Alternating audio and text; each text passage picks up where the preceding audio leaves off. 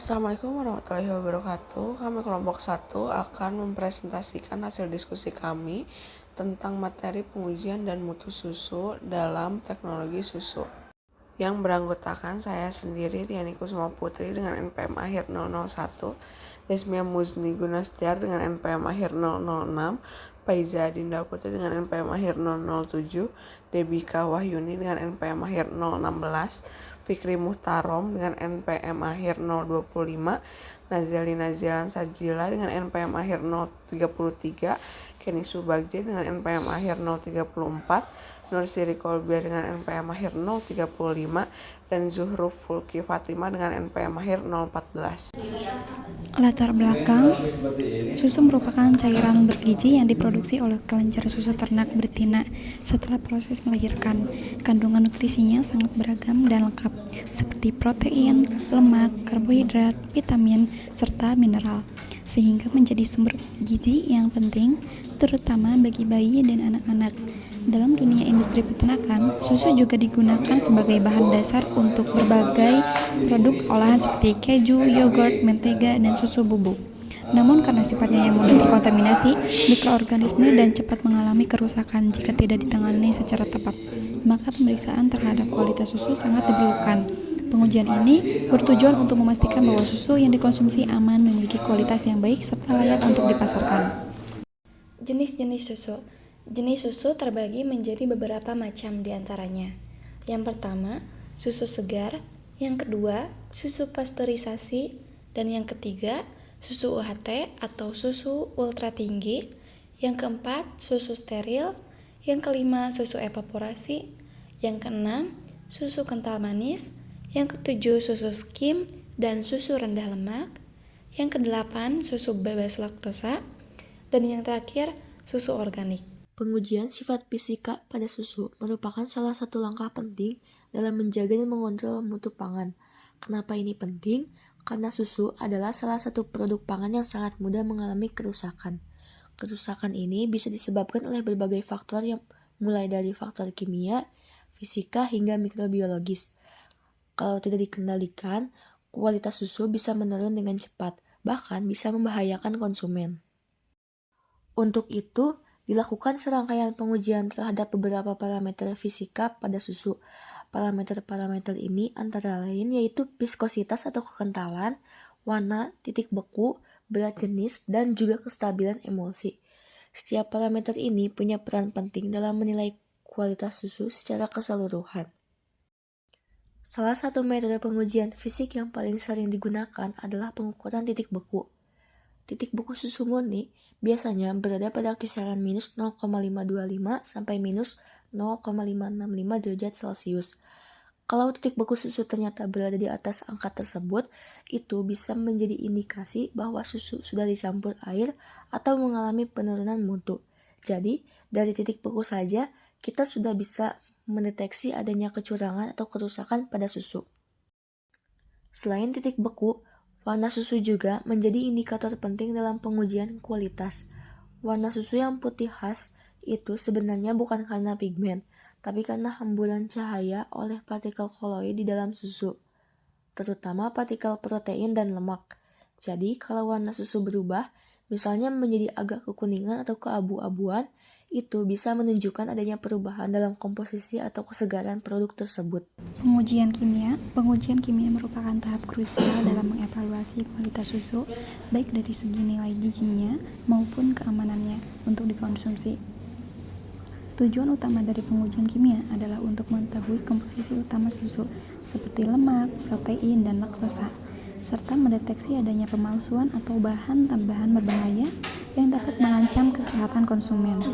Yang pertama yaitu kadar lemak, yang kedua kadar protein, yang ketiga kadar laktosa, yang keempat padatan total dan padatan tanpa lemak, yang kelima pH dan keasaman, yang keenam deteksi bahan berbahaya.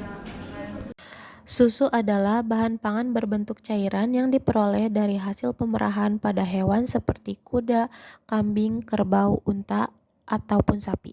Susu mengandung komponen penting seperti 84-89% air, 3,4% protein, 4,5% laktosa, 3,9% lemak, 32% mineral, vitamin, dan enzim. Bakteri yang dapat mengontaminasi susu antara lain adalah Salmonella sp, Bacillus sp, Staphylococcus aureus, Micrococcus sp, dan juga Escherichia coli atau E. coli. Salah satu indikasi susu terkontaminasi yaitu adanya bakteri E. coli dikarenakan sanitasi yang tidak baik selama proses penanganan, pengolahan, pengawetan, dan penyimpanan produk. Keberadaan bakteri E. coli dapat menjadi patogen apabila jumlahnya dalam saluran pencernaan terus meningkat dan melebihi batas ataupun berada di luar usus. Hal tersebut akan menyebabkan gejala keracunan seperti terjadinya diare, demam, dan disertai dengan muntah. Kemudian ada pengujian organoleptik. Jadi, pengujian organoleptik merupakan cara untuk menilai kualitas susu dengan melibatkan indera manusia seperti indera penglihatan, indera penciuman, indera pengecapan, dan indera peraba, tanpa memerlukan alat khusus. Jadi, proses ini bertujuan untuk mengevaluasi karakteristik sensorik susu yang krusial dalam menentukan kualitas serta seberapa diterima produk tersebut oleh konsumen. Nah, parameter yang digunakan itu mencakup warna, aroma, rasa, dan kekentalan susu. Yang pertama ada parameter warna. Warna yang normal dari susu segar adalah putih kekuningan yang menunjukkan terdapat kandungan karoten serta lemak susu yang baik. Jika warna susu berubah menjadi kebiruan, hal ini bisa menjadi indikasi adanya campuran air atau susu yang sudah tidak baik. Sementara itu, jika warnanya merah, terdapat adanya kontaminasi darah yang disebabkan oleh mastitis pada sapi perah. Lalu yang kedua, aroma. Aroma susu segar memiliki bau khas yang bersih dan menyegarkan. Aroma ini sangat rentan terhadap kontaminasi dan lingkungan karena lemak dari susu sapi sangat mudah menyerap bau yang tidak diinginkan. Lalu ada rasa. Susu segar memiliki rasa manis dan gurih yang khas. Adanya rasa asam, pahit, atau tengik menunjukkan bahwa susu tersebut mengalami fermentasi atau kerusakan, biasanya karena perkembangan mikroba penghasil asam laktat atau bakteri yang menyebabkan pembusukan. Lalu yang terakhir, tekstur atau kekentalan. Tekstur susu segar memiliki sifat cair dan seragam tanpa adanya gumpalan atau lendir. Jika terjadi perubahan tekstur, seperti menjadi terlalu kental, berlendir, atau menggumpal, ini bisa mengindikasikan adanya kerusakan akibat mikroorganisme atau metode pengolahan yang tidak tepat. Yang selanjutnya ada teknologi pengolahan susu yang dibagi menjadi 3 bagian. Yang pertama itu ada pasteurisasi menurut SNI 013951 tahun 1995 adalah susu yang telah mengalami proses pemanasan pada temperatur 72 derajat Celcius minimum selama 15 detik atau pemanasan pada 63-66 derajat Celcius selama 30 menit. Yang kemudian didinginkan sampai 10 derajat Celcius. Selanjutnya diperlukan secara aseptik dan disimpan pada suhu maksimum 4,4 derajat Celcius. Lalu yang kedua itu ada sterilisasi yang merupakan suatu proses untuk membunuh mikroorganisme sampai ke spora yang terdapat di dalam bahan makanan atau susu. Lalu yang ketiga ini ada susu yang difermentasi adalah produk susu yang diperoleh dari proses fermentasi oleh mikroorganisme, terutama bakteri asam laktat seperti Streptococcus dan Bifidobacteria. Proses ini menyebabkan perubahan kimia dalam susu, terutama pada asam laktat yang dikonversi. Asam ini memberikan rasa unik, meningkatkan daya tahan, dan menguntungkan untuk kesehatan pencernaan. Baik, selanjutnya ada standar mutu dan regulasi. Pertama-tama, kita mulai dari Standar Nasional Indonesia atau SNI. Di Indonesia sendiri, kualitas susu segar sapi dinilai berdasarkan SNI 3141.1 tahun 2011. Ini adalah acuan resmi yang disusun oleh Badan Standarisasi Nasional atau BSN. Standar ini bersifat wajib atau sukarela, tergantung kebijakan. Tujuannya adalah untuk menjamin keamanan dan mutu susu yang beredar di Indonesia, baik dari segi kandungan gizinya, kebersihannya, maupun bebas dari zat berbahaya. Kedua, di tingkat internasional, kita mengacu ke Codex Alimentarius. Ini merupakan kumpulan standar dan pedoman global yang disusun oleh FAO dan WHO. Kodeks ini penting sekali untuk menjaga keselamatan konsumen secara global dan juga untuk memfasilitasi perdagangan antar negara. Jadi, jika susu kita sudah sesuai dengan kodeks, itu artinya sudah lolos standar internasional. Terakhir, ada juga regulasi dari BPOM. BPOM berperan sebagai lembaga pengawas pangan nasional.